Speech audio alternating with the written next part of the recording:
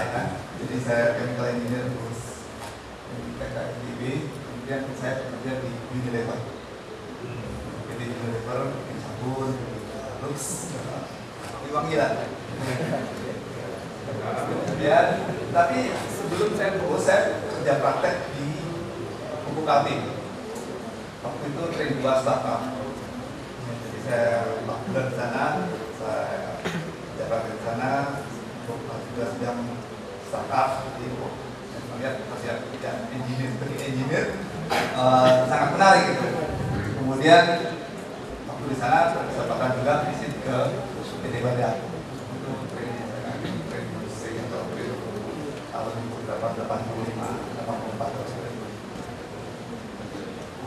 1985-84. Dari pengalaman pribadi saya kerja praktek di Pupuk Kaltim, komisi Kaltim 2, itu saya di benak saya ingin bekerja sebagai engineer startup pabrik baru, ikut training di luar negeri.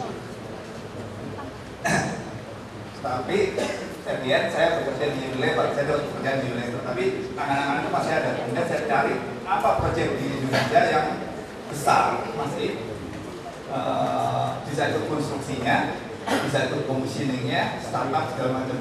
Ketemulah PT Kertas Kraft Aceh.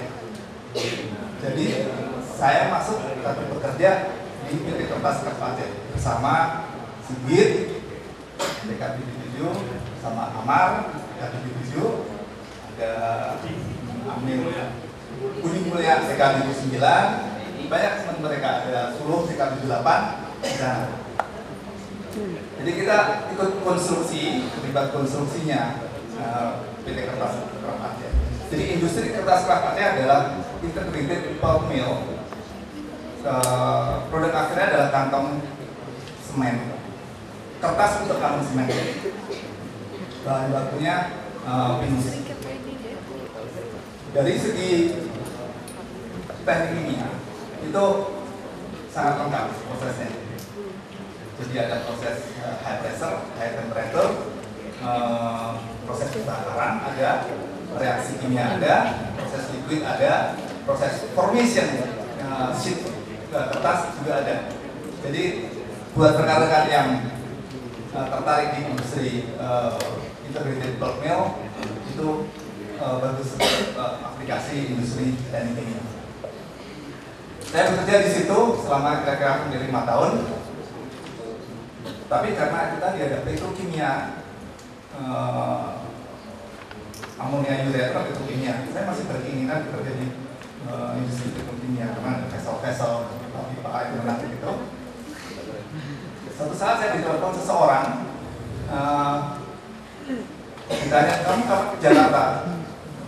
Kebetulan saya di Jakarta, ketemu saya ketemu beliaunya. Ternyata beliau adalah TK 72 Mas Irwanto, beliau bekerja sebagai HR Manager di PT Petrokimia Nusantara Interindo. Itu adalah produsen atau manufacturing polyethylene dari joint venture BP Chemicals, Mitsui dan Sumitomo. Kemudian pada akhirnya saya bekerja di situ. Itu juga construction, commissioning, startup. Jadi saya mengalami 2 kali pengalaman yang sangat menarik. Dan yang kedua adalah industri petrokimia. Fasanya buat teknik kimia juga tentunya menarik, kayak polyethylene, fasa gas, fasa fluidisasi. Teknik polyethilenenya itu reaktornya ada fluidisasi. Jadi fluidized bed, bukan yang liquid reaktor. Kemudian ada fasa padatnya, jadi setelah keluar dari fluidized bed, kemudian itu dimasukkan ke dalam mesin extruder, dipanasi, kemudian di extrude, bisa menjadi fasa padat di dalam plastik. Saya bekerja di situ dari tahun 91 sampai kira-kira akhir 2002.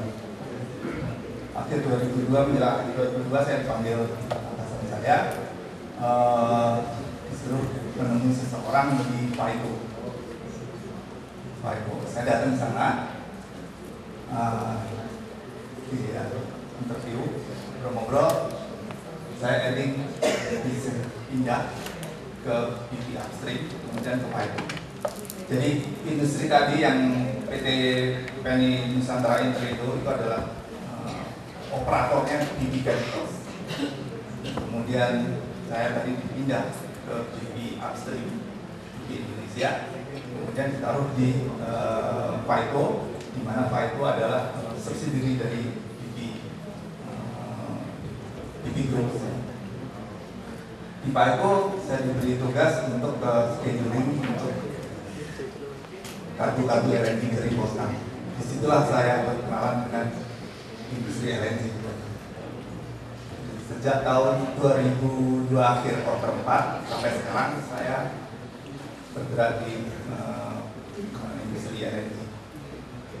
Kemudian tahun 2005 saya masuk kembali ke dalam BP Group BP Indonesia untuk persiapan operasionalnya Tambuh LNG.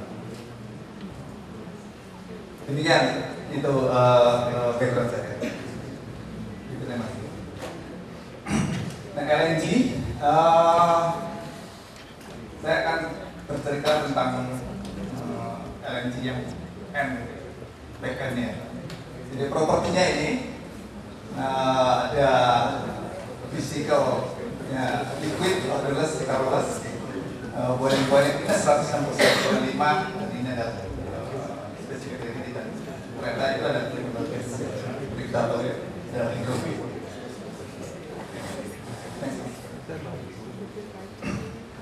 Tadi dari depan Pak Sutopo menjelaskan, juga menjelaskan tentang industri, Pak Hadradi, Pak Nanang, Pak Etian menjelaskan tentang industri dari aslinya. Jadi idenya ada gas, kemudian makan, bikin LNG, dirintis oleh Pak Sutopo pada tahun awal 70-an.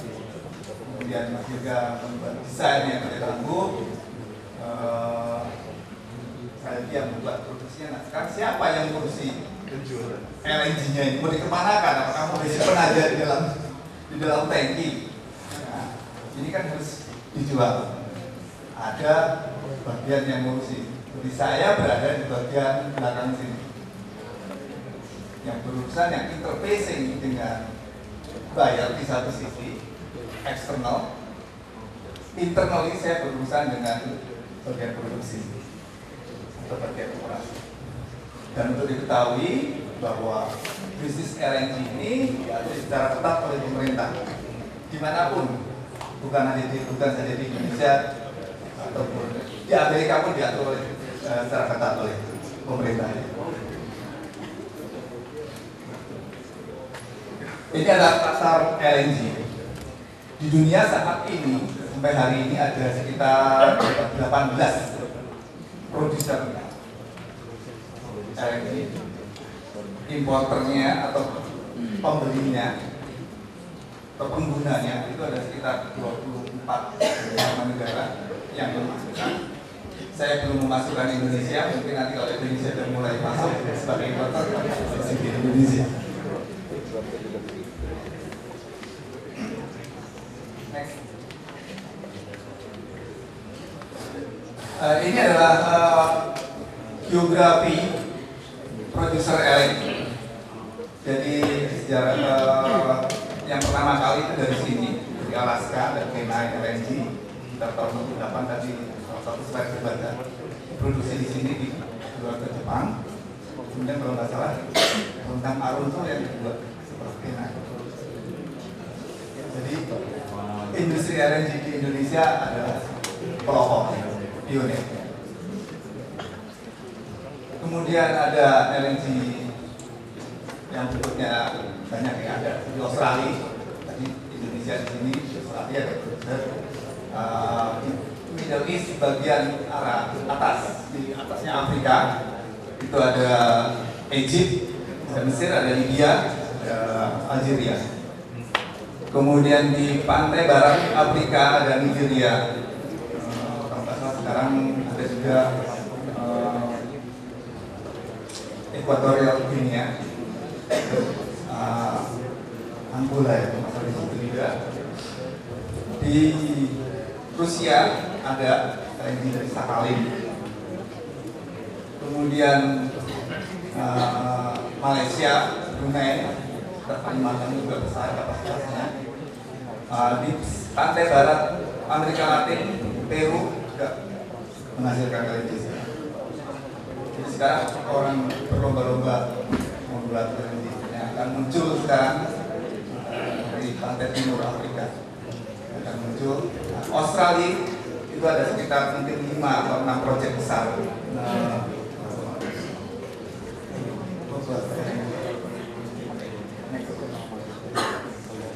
Ini adalah pergerakan LNG di dunia. Saya tahun 2013 total yang diperdagangkan movement itu 237 juta ton, sangat masif ya.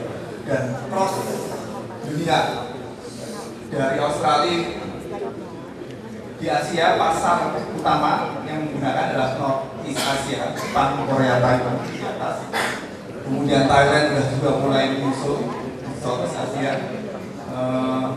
Singapura barusan mengkomisioning tankingnya. Jadi movement dari Australia ke utara, dari Afrika menuju Asia, karena Asia ini pasar yang menarik, mahal harganya. Middle East, Qatar, Abu Dhabi, itu Oman mempunyai cadangan gas yang besar. Jadi ini juga sangat menarik untuk sebagai sumber LNG. Rusia di atas ini. Nah, usernya itu ada di Northeast Asia, ada di Eropa, sama North Amerika. Jadi mula-mula mereka import ya, Amerika import banyak. Kemudian tadi dijelaskan oleh Pak Manah ada shale gas yang banyak di Amerika.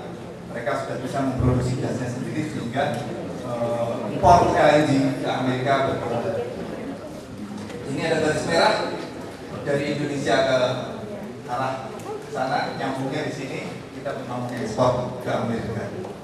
Lebih tepatnya ke Meksiko sebenarnya, karena terminal di Meksiko. Next. Ini adalah supply demand kira-kira sampai tahun 2025. Demandnya growing terus. Existing yang ada saat ini itu mungkin akan mature, akan selesai. Kalau tidak ditambah ya ini situasinya. Nah, sekarang yang ada sedang dikonstruksi proyek-proyek besar yang akan online pada tahun-tahun sampai tahun 2020 akan menambah kapasitas ini. Dan ini masih ada data. Jadi ini adalah suatu tantangan buat perusahaan tekniknya bekerja di industri LNG. Jadi suatu tantangan juga buat Indonesia terlibat dalam kesempatan industri LNG ini karena mempunyai cadangan gas. Di Indonesia Timur itu harus eksplorasi lagi, cari lagi cadangan gas.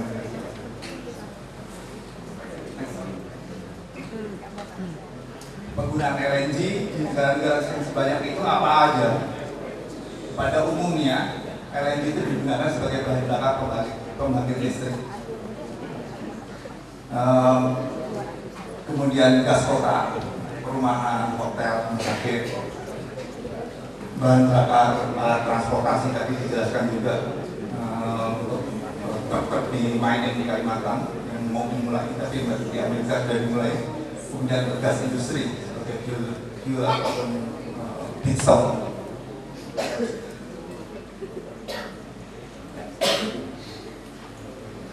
Bagaimana cara memasarkan atau menjual LNG ini? Karena ini spesifik sekali produknya. Jadi ada beberapa cara, metode untuk menjual LNG. Yaitu ada cara yang dilelang oleh produsernya, oleh penjualnya. Jadi kita bikin announcement, ini saya mau lelang mau jual, saya undang lelang yang harga paling bagus itu yang Atau rela oleh pembeli mengumumkan pasar, saya mau membeli LNG sekian juta ton sekian tahun, enggak, siapa aja yang mau menjual. Atau bisa berjualan dengan secara negosiasi antara produser atau dengan pembelinya.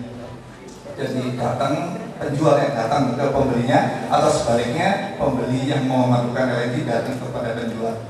Ngomong-ngomong jualan negosiasi. Ada juga yang kontrak yang sudah ada diperpanjang. Misalkan habis kontraknya, mereka mau banyak penjual dan pembelinya bicara lagi, mau perpanjang apa tidak, perpanjang bisa diperpanjang. Nah, jenis kontrak yang jangka panjang biasanya di atas 10 tahun, 15 tahun, 20 tahun. Pada umumnya kontrak di Indonesia yang saat ini ada ya 10 tahun minimum. Kemudian jangka menengah itu antara 0 sampai 8 tahun. Atau jangka pendek 1 atau 2 tahun. Kemudian ada juga penjualan secara spot aja. Atau ada juga penjualan atau pemasaran melalui pihak ketiga. Jadi pihak ketiganya bukan sebagai end usernya, jadi sebagai trading. Next. Nah, nanti rekan-rekan kalau ada yang berminat untuk bergerak di bidang pemasaran atau penjualan LNG, hal-hal yang penting harus diperhatikan pada saat dealing dengan penjual atau pembeli. Itu yang pertama adalah jangka waktunya, berapa tahun Anda mau jual, berapa kali, 2 tahun, 3 tahun, atau hanya cuma sekali saja. Kemudian jumlahnya itu ada ramping up atau kemudian plateau dan flexibility. Jadi ramping up itu pada tahun pertama berapa, naik lagi, kemudian pada tahun terserah tahun kedua atau tahun ketiga ya flat ya, plateaunya. Kemudian ada flexibility-nya, itu bisa dalam tahun-tahun, tiap tahun itu bisa naik, bisa turun. Nah, harus punya, biasanya ada punya flexibility karena kebutuhan planning pembelinya juga disesuaikan, dan juga planning penjualnya juga disesuaikan. Faktor yang penting juga adalah harga. Harganya bisa tetap sepanjang tahun atau menggunakan formula dengan indeks. Jadi ada satu formula harga sama dengan AX plus B. Nah, indeksnya dikaitkan atau dengan harga apa? Dikaitkan dengan harga minyak, atau dikaitkan dengan harga gas di Amerika, atau dikaitkan dengan harga gas di Eropa. Jadi itu banyak faktor-faktor yang perlu diperhatikan juga. Yang keempat adalah terminal pemuatan dan terminal penerima, itu juga harus ditentukan. Jadi harus match, jadi tidak bisa sangat jarang ada. Bukan seperti minyak, tapi Pak Nala menjelaskan harus marriage ya, jadi jelas gitu. Nah, pembelinya siapa? Barang saya ini saya muat di terminal A, harus landing di terminal B. Jangan sampai muat di terminal A terus setengah jalan dibelokkan ke tempat lain. Itu agak sulit untuk bisnis LNG. Kemudian moda transportasinya itu juga menentukan transportasinya, penjualannya secara FOB atau DIS. FOB itu adalah free on board, jadi pembelinya membawa kapal. Pada umumnya transportasi menggunakan kapal. Pembelinya membawa kapal ke pemuatan. Kalau NDS itu delivery at ship, atau adalah mereka menyebutnya CIM, itu penjualnya yang membawa kapal. Jadi penjualnya mengantarkan sampai ke tempat tujuan di tempat terminal pembeli. Fleksibilitas jadwal pengiriman itu juga harus dibicarakan. Tidak bisa tiba-tiba pembelinya bilang gitu, bulan depan saya perlu 3 ton misalkan, 3 juta MMBTU langsung gitu, nggak bisa. Itu jadwalnya itu pada umumnya setahun di depan itu seller dan buyernya bertemu, membicarakan berapa kebutuhannya, berapa yang bisa disuplai, kemudian jadwal kapan saja itu ditentukan. Nanti dalam pelaksanaannya bisa bergeser, tentunya dengan kesepakatannya. Yang terakhir adalah liability penjual dan pembeli. Ini juga hal yang sangat penting. Kewajiban penjual jika dia gagal mengantar, ataupun kewajiban pembeli misalnya kalau dia gagal mengambil, ataupun hal-hal yang lain yang tidak kewajiban yang tidak bisa dipenuhi oleh pembeli atau ini sales purchase ini Indonesia-nya kesepakatan jual beli LNG ini kontraknya. Jadi tahapan-tahapan membuat kontrak itu pertama harus disetujui oleh pemerintah untuk menjual LNG. Dalam hal ini kalau Tangguh ataupun PT Badan atau Pertamina menjual LNG harus minta persetujuan pemerintah dulu. Ini saya punya LNG sekian volumenya, akan saya jual kepada siapa? Minta persetujuan ke pemerintah. Harus menjelaskan latar belakangnya. Kemudian kita harus membuat confidentiality agreement, kesepakatan kerahasiaan. Kita harus buat antara seller dan buyernya, buat dulu kesepakatan kerahasiaan. Jadi ini untuk menghindari dia leaking informasi, terutama harga kepada pihak lain. Jadi sangat penting ini. Nanti kalau ketahuan ada yang membocorkan, dia udah tidak kredibel lagi di pasar LNG. Kemudian setelah dibuat ini kemudian dibuat pada umumnya memorandum of understanding atau intent ini besar berapa sih volumenya, harganya, bagaimana, kapan mau di-delivernya, karena besarnya, kemudian di negosiasi detailnya, harga segala macam di sini, kemudian dibuat draft kontraknya. Selanjutnya jika sudah selesai dieksekusi, kemudian diimplementasikan. Untuk membuat ini kontrak ini memerlukan waktu. Biasanya 1 tahun, 1,5 tahun, 2 tahun. Jadi nggak bisa sebulan, 2 bulan. Terutama untuk kontrak jangka panjang.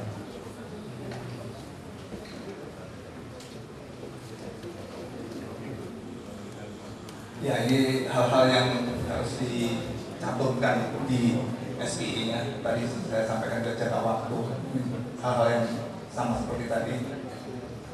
Ini titik serah terima dan data tadi menyangkut delivery FOB atau DIS.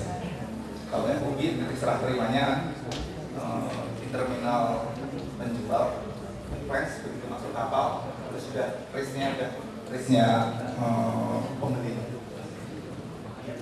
Flexibility jadwal pengiriman, force majeure, bagaimana mengatasi jika ada force majeure,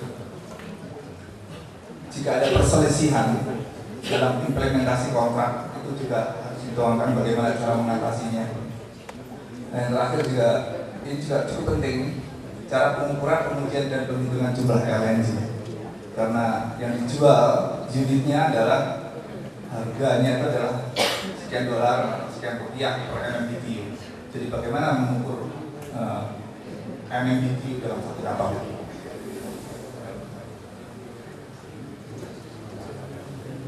Ini adalah skill-skill yang diperlukan atau pengetahuan jika Anda bergerak di bidang pemasaran atau penjualan LNG atau transportasi.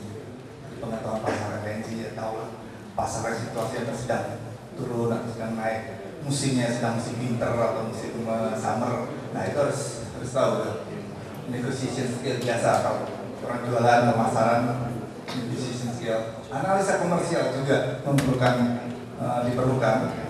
Jika Anda harga di Eropa sekian, di Amerika sekian, di Asia sekian, kira-kira saya jual kemana atau saya tukar kemana, kapan saya mulai menjualnya.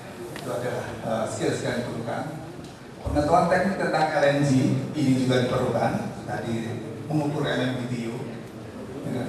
Terus kalau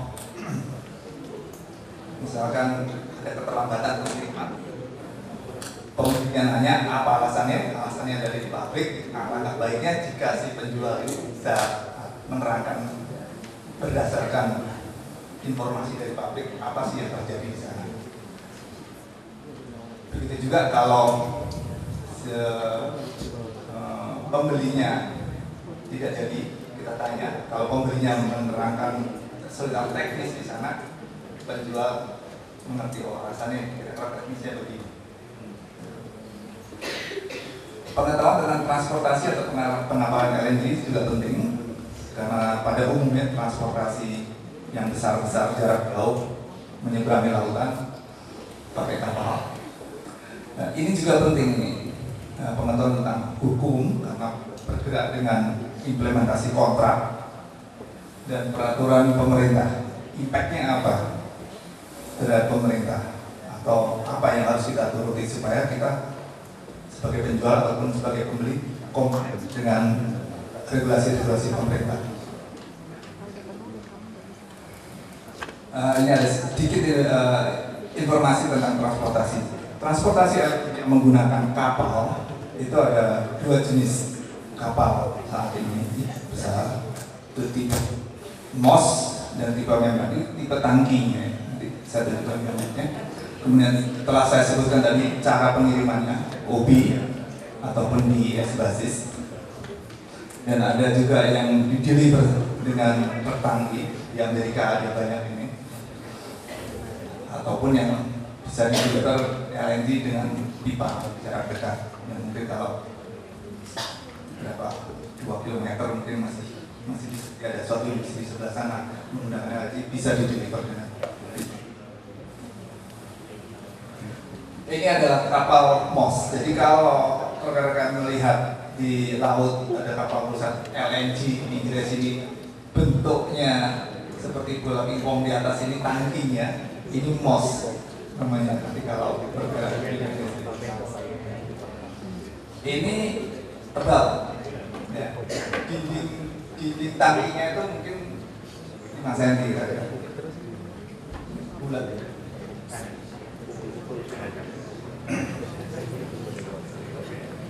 Next, ini juga MOS, jadi bisa dibayangkan kira-kira ukurannya. Ini kapal sebesar ini ada kapal juga, jadi ini besar ini kapalnya. Nah, yang kedua tipe membran, ini yang enggak ada bulat-bulatnya, jadi decknya flat, membran. Membran itu dindingnya tipis, mungkin 3 mili, 4 mili. Efisiensi dari segi transportasi, orang biasanya pakai kapal yang membran karena efisiensi kapal, ruang dalam kapalnya bisa dimuati oleh LNG. Bentuknya kan kotak-kotak, kalau bulat ada ruangan yang kosong. Tapi tangki yang model ini harus isi penuh atau di atas 80%. Kalau tidak, dia kocak.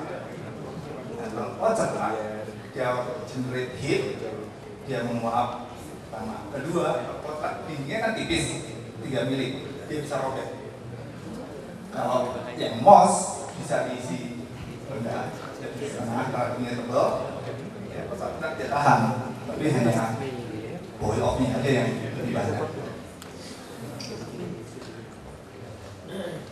Ini generasi yang kapal baru, ini kapalnya Rasgas. Kapal ini dilengkapi dengan reliquefaction. Jadi boil off-nya tidak dibakar tapi dicairkan lagi, dimasukkan ke dalam sini. Jadi tidak ada yang terbuang lah. Dan kapal ini bergerak dengan bahan bakar, bisa dengan boil off-nya atau dengan bahan bakar minyak. Karena Rasgas itu produsen minyak yang besar juga, dia memilih ini jualan LNG aja. Karena idenya kapal ini adalah Amerika growth LNG-nya tinggi, maka dia mereka membuat kapal-kapal tipe seperti ini supaya jumlah LNG yang dimuat di Qatar itu tidak banyak hilang pada saat landing di Amerika. Tapi dengan kondisi sekarang gasnya di Amerika murah, jadi dia tidak efektif membawa LNG dari Middle East ke Amerika. Oke, ya. Nah ini adalah udah transportasi truk dari LNG masuk truk, boil-off-nya bisa digunakan oleh mesin truknya itu sendiri sebagai fuel truknya. Next, ini ya truk LNG juga. Ini adalah salah satu gambar di terminal LNG, saya kira di Jepang ya, banyak. Nah, tangki storage tank LNG itu ada dua tipe juga. Ini ada tipe yang dimasuk dalam tanah, jadi cuma dome-nya aja yang kelihatan di atas, tangki badannya di tanah. Ini saya kira ini punya Tokyo Gas, jadi ada berapa nih? 6 banyak belasan tangki di sana. Nah, ini kapal yang mau sandar, jadi didorong oleh takbut, ada 4 takbut. Jadi di sini ada jetinya, jadi didorong untuk menyandar. Ya, terus ini sudah sandar. Dan bagaimana mentransfer dari kapal ke darat itu dia menggunakan connection yang disebut sebagai loading arm. Jadi ada lengan yang dikonek ke kapal begini. Pada umumnya untuk kapal-kapal besar itu ada tiga liquid line dan 1 vapor line. Loading rate atau unloading rate dan atau unloading rate pada umumnya sekitar 10.000 meter kubik per jam. Jadi satu kapal ini isinya kapalnya tahu 145.000 yang kapal kecil, yang kapal besar isinya 150.000. Dari yang saya sebut kapal yang ras gas tadi itu ada 175.000 dan yang terbesar sekarang kalau nggak salah sekitar 215.000 meter kubik. Jadi besar.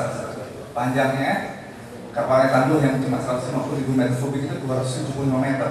Jadi 2 kali 80 lah. Oke, ini yang connection. Ini FSRU yang terminal floating pada saat itu. Salah satunya FSRU, salah satunya kapal supply LNG-nya. Ini juga FSRU, saya kira ini FSRU di Brazil. Oke.